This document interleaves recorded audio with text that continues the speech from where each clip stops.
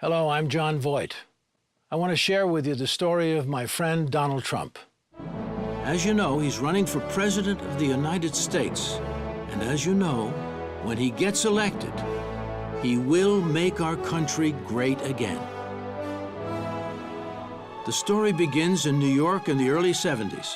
The city was on the verge of bankruptcy, but Donald looked across the river and saw not a troubled city, but a city that symbolized America's greatness. And he was committed to making it great again. Donald was born in Queens to Fred and Mary Ann Trump. His father was a builder and was the greatest influence in young Donald's life. He learned about leadership early at the New York Military Academy. He became captain of the baseball team and captain of the cadets. He learned the building business at his father's side while working on his degree at the Wharton School of Finance. After college, Donald faced a decision: join his father in Queens or dream big and make it in the greatest city in the world. The decision was easy. Donald's first notable project was less about renovating a building than helping the city rediscover its soul.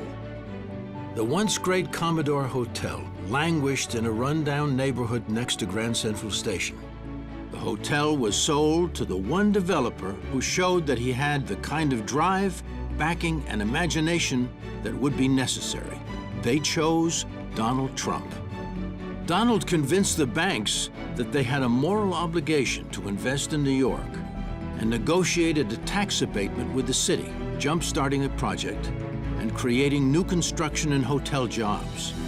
Donald's striking new building revitalized the neighborhood. He single-handedly changed the Grand Central Midtown area by himself by doing that project. Before long, more Trump buildings helped change the skyline of New York. Building in New York was not easy, but Donald was never more frustrated than watching the city waste 6 years and $13 million trying to rebuild Central Park's Wallman ice rink. Donald was astounded. It took him only 2 years to build Trump Tower. So he stepped in and took over the project. He finished in 3 months and under budget. He took over another city project, tied up in red tape since 1978.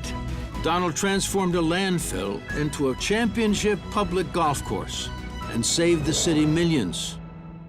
Donald will tell you his secret for success is a strong team. He just has that knack of finding the right person, the qualified person who will really excel in that position. Like his father before him, he taught his children the business, and now they're important members of the Trump team. Mr. Trump and his children, they love what they do, and they are incredibly good at it. And I think that breeds the same type of passion for all those that work for him and are around him. From day one, my father trained us really well, whether it was in a boardroom, whether it was on a job site. We spent time learning the business, and he made sure we understood the value of a dollar and what it meant to really work. He'd send me renderings when I was a little girl with handwritten notes on them of buildings that were under construction or in the planning stage and say, I can't wait for you to grow up and help me build these. Now it's fun to stand shoulder to shoulder with my father. Over the years, Donald has created tens of thousands of new jobs, many of them for women.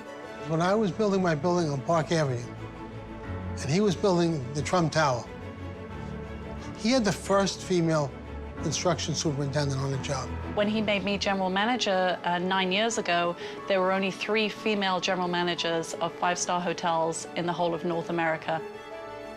After a long career, accomplishing much of what others said couldn't be done, Donald Trump has set his sights on a new rebuilding project. I am officially running for President of the United States, and we are going to make our country great again. Donald has said he admires people who put themselves directly on the line. Today, he's not only putting himself on the line, but under fire. Donald could have continued his successful career and spent more time with his family, but instead, he chose to run for president. He doesn't need to do this, but what's been happening over the last 8 years has been so tragic for the course of our nation He simply had to do this. For my father to step away from a company that he's deeply committed to in favor of running for elected office was a real sacrifice for him. It's Donald's nature to help others. A lot of times he comes across a story or meets a person that touches him, and he'll make sure that that person is taken care of privately for the rest of their lives. Donald Trump has a very big heart. When police officers or firefighters or even sanitation workers, correction officers, I can remember a teacher got injured or died, he would step forward and he would make an anonymous contribution. For Donald, it all begins with our young people. Donald Trump believes that higher education and more job opportunities will enhance the quality of American living. Donald is committed to protecting our families and keeping our cities safe.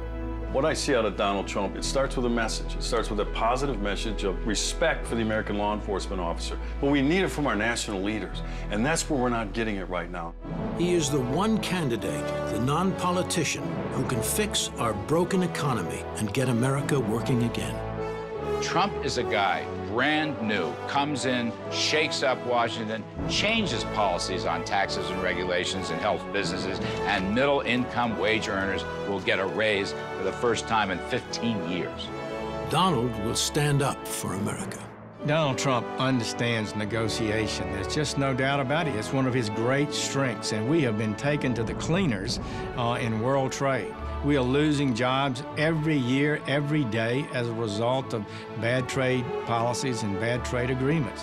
While some politicians say our best days are past, Donald believes our best days are yet to come. Ronald Reagan was a cheerleader for America. He would talk about what a great country this is, how important it is to work. That gives incentive to people. It makes working hopeful.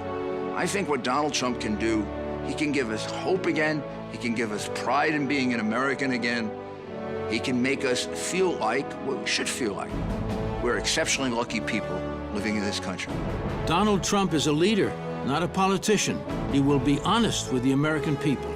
He will stop wasteful government spending of our tax dollars. He will cut our taxes and create jobs and will rebuild our broken economy.